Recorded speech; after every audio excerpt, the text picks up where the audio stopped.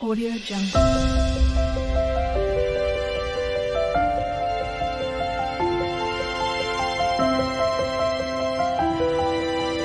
Audio Jungle. Hello friends, कैसे हैं आप सब लोग। आज हम लोग इस वीडियो लेक्चर में स्वस्थ व्रत के अंतर्गत एक नए टॉपिक के बारे में डिस्कस करेंगे, जो है प्राणायाम। जो लोग योगा करते हैं उनको बहुत ही अच्छे से पता होगा कि ये प्राणायाम क्या होता है। ये अगर मुख्य रूप से देखा जाए तो ब्रीथ रेगुलेटिव एक्सरसाइज होती है। ठीक है, इसमें जो ब्रीथिंग का जो प्रोसेस होता है ह्यूमन का, ठीक है, उसको रेगुलेट करके विभिन्न बीमारियों से और अपने स्वास्थ्य की रक्षा करने के लिए इस एक्सरसाइज का प्रयोग किया जाता है। आज हम लोग इसी के बारे में डिस्कस करेंगे। इसमें हम लोग देखेंगे इसकी परिभाषा, ठीक है, प्राणायाम कितने प्रकार का होता है उसके बारे में देखेंगे, प्राणायाम करने से क्या लाभ होते हैं शरीर में उसके बारे में देखेंगे, प्राणायाम के काल मतलब प्राणायाम को किस समय करना चाहिए उसके बारे में डिस्कस करेंगे, प्रवर, अवर और मध्यम के क्या लक्षण होते हैं उसके बारे में डिस्कस करेंगे, युक्त व अयुक्त के लक्षण मतलब कि अगर प्राणायाम अच्छे से किया गया तो उसके क्या लक्षण हैं, और अच्छे से अगर नहीं हुआ तो उसके क्या लक्षण हो सकते हैं उसके बारे में। फिर देखेंगे नाड़ी शुद्धि प्राणायाम क्या होता है, और उसके बाद नाड़ी शुद्धि के लक्षण मतलब जो प्राणायाम है नाड़ी शुद्धि का, उसके बाद क्या लक्षण होते हैं उसके बाद डिस्कस करेंगे। वीडियो को आगे देखने से पहले अगर आपने अभी तक हमारे चैनल को सब्सक्राइब नहीं किया तो सब्सक्राइब कर लीजिए, जिससे आपको आने वाली वीडियोज़ के नोटिफिकेशन मिलते रहेंगे। आप हमें फेसबुक और इंस्टाग्राम पे भी फॉलो कर सकते हैं। अगर ये प्राणायाम के बारे में देखा जाए तो प्राणायाम जो है ये अष्टांग योग के अंतर्गत आता है। ठीक है, तो सबसे पहले देखते हैं परिभाषा। तो परिभाषा में पतंजलि योग सूत्र से ये परिभाषा ली गई है कि तस्मिन् सति श्वास प्रश्वास योगर्ति विच्छेद प्राणायाम मतलब कि प्राणायाम द्वारा श्वास प्रश्वास की गति का अवरोध के साथ नियमन किया जाता है। ठीक है, और इसका अभ्यास तभी करना चाहिए जब आसनों में पूर्णता सिद्धि हो जाए। ठीक, तो प्राणायाम जो है वह श्वास प्रश्वास मतलब इन्हेलेशन और एक्सहेलेशन की जो गति है उसके अवरोध के साथ उसके में जो रेगुलेशन किया जाता है उसको प्राणायाम कहते हैं। ठीक, और इसका अभ्यास तभी करना चाहिए जब आसनों में पूर्णतः सिद्धि हो जाए। तो हम लोगों ने अष्टांग योग के बारे में पढ़ा था, उसमें बताया गया था यम नियम आसन प्राणायाम प्रत्याहार धारणा ध्यान समाधि।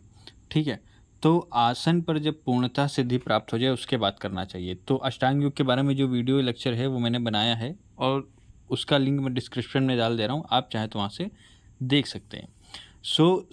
जो आसन है उस पे पूर्णतः सिद्धि मिल जाए उसके बाद ही प्राणायाम का जो प्रैक्टिस है वो करनी चाहिए। ठीक, फिर इसके बाद अगर देखें तो प्राणायाम के भेद बताए गए हैं यहाँ पे। ठीक है, तो प्राणायाम के भेद अगर देखा जाए तो श्लोक दिया है बाह्य अभ्यंतर, तो बताया गया है कि बाह्य अभ्यंतर स्तंभ वृत्ति देश काल संख्या भी परिदृष्टो दीर्घ सूक्ष्म। ठीक है, तो जो प्राणायाम है ये बाह्य वृत्ति, अभ्यंतर वृत्ति, स्तंभ वृत्ति, देश काल और संख्या के द्वारा परिदृष्ट दीर्घ व सूक्ष्म होता है। मतलब कि अंदर की तरफ बाहर की तरफ, ठीक है, एक्सटर्नल इंटरनल, स्तंभ वृद्धि मतलब स्टेशनरी, देश मतलब प्लेस, टाइम और नंबर के द्वारा लॉन्ग या शॉर्ट होता है। ठीक है, इसी के साथ अन्य आचार्य ने भी प्राणायाम के भेद का बताया है। ठीक है, उन्होंने श्लोक दिया है कि प्राणायाम स्त्रिधा प्रोक्तो रेच पूरक कुंभक है।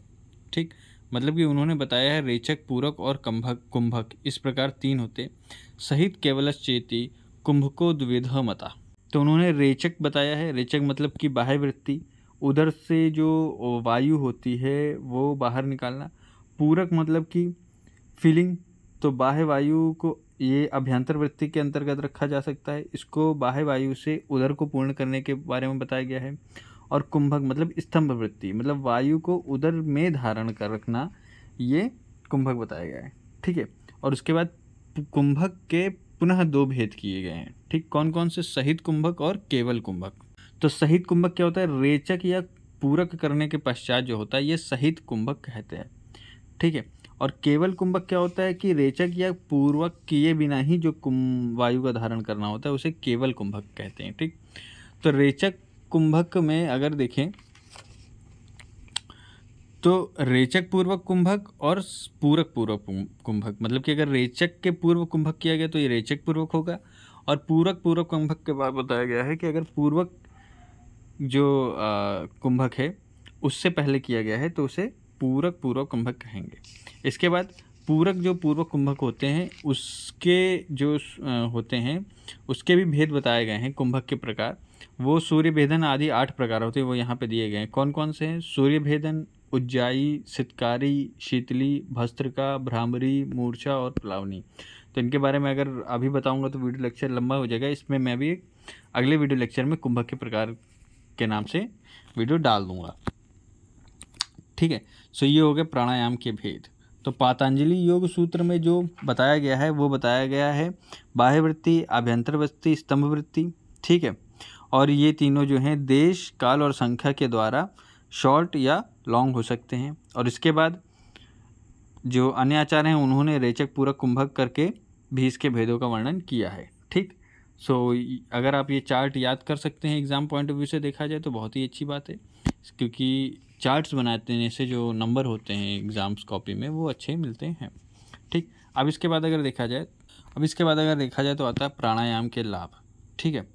तो प्राणायाम का जो मुख्य कार्य होता है वो प्राणों या प्राणमय कोश को शुद्ध, स्वस्थ और निरोगी रखना होता है। तो प्राणायाम का जो मुख्य कार्य होता है वो प्राणों व प्राणमय कोश को शुद्ध, स्वस्थ और निरोगी रखने का होता है, ठीक है। प्राणायाम जो होता है वो ज्ञान पर पड़े आवरण को हटा देता है तथा चित्त में धारणा की योग्यता उत्पन्न करता है।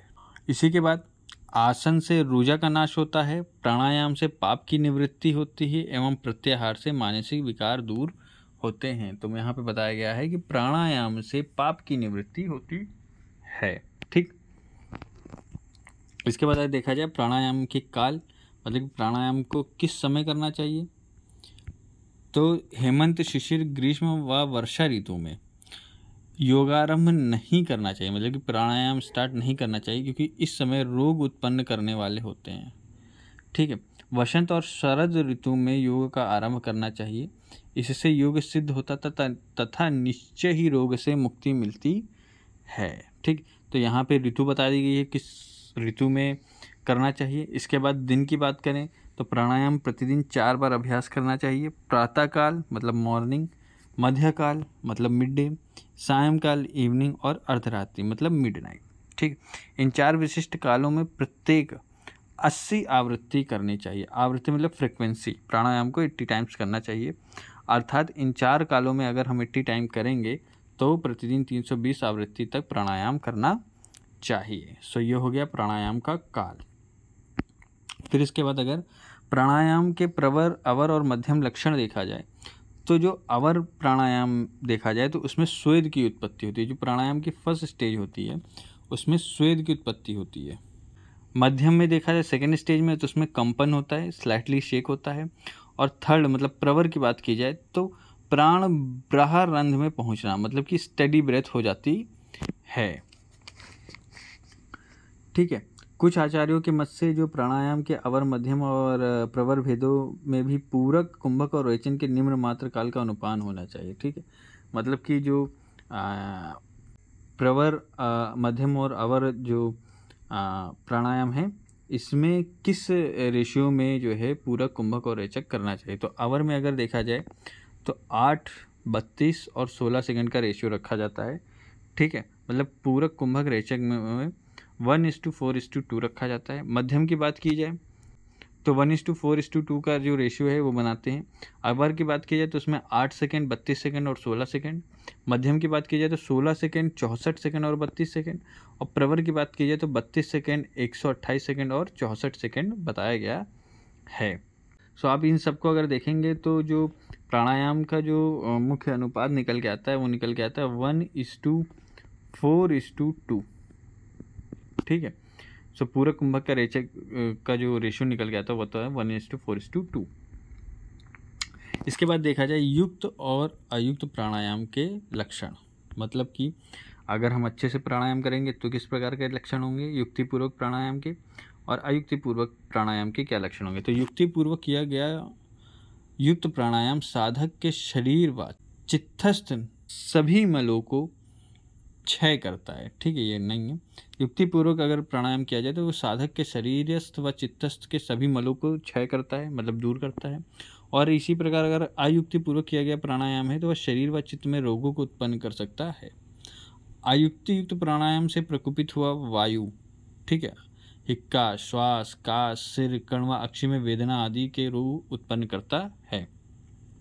इसके बाद प्राणायाम अर्थात पूरक, कुंभक व रेचन के समय साधक को युक्त वायु का ग्रहण और उसका स्तंभन करना चाहिए, तभी सफलता प्राप्त होती है। मतलब कि जो बताया गया है किस प्रकार से वायु का ग्रहण करना चाहिए उसी हिसाब से करना चाहिए, तभी प्राणायाम में सफलता प्राप्त होती है। फिर इसके बाद अगर देखें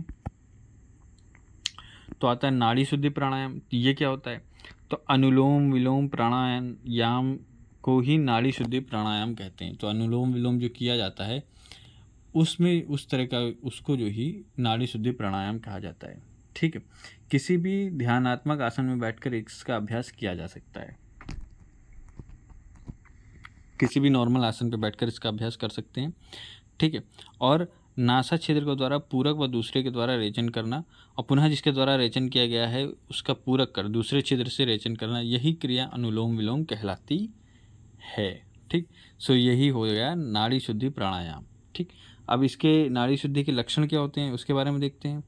तो नाड़ी शुद्धि के लक्षण की बात की जाए तो नाड़ी शुद्ध हो जाने पर साधक के शरीर में बाह्य शुभ चिन्ह दिखाई देने लगता है और उसके बाद उसकी काय कृश व कांति युक्त हो जाती है। ठीक है, उसका जो शरीर है उसकी काया जो है वो कृश व कांति युक्त हो जाती है। अगर नाड़ी शुद्धि के लाभ की बात की जाए तो प्राणायाम के द्वारा प्राणवायु का उचित रूप से धारण करने से नाड़ी शुद्धि होने पर साधक की जठराग्नि प्रदीप्त होती है, पहली चीज़ तो, और आरोग्य उत्पन्न होता है तथा उससे नाद की अभिव्यक्ति होती है। ठीक, सो ये होता है नाड़ी शुद्धि के लाभ। और इसी के साथ ये जो वीडियो लेक्चर है ये भी ख़त्म होता है प्राणायाम के बारे में। एग्ज़ाम में कई बार 5 नंबर में पूछ लिया जाता है, इसलिए मैंने पॉइंट वाइज बता दिया। अगर आपको वीडियो समझ में पसंद है तो वीडियो को लाइक करें, चैनल को सब्सक्राइब करें। आप हमें फेसबुक और इंस्टाग्राम पे फॉलो कर सकते हैं जिसका लिंक डिस्क्रिप्शन में दिया हुआ है। And thank you so much for watching.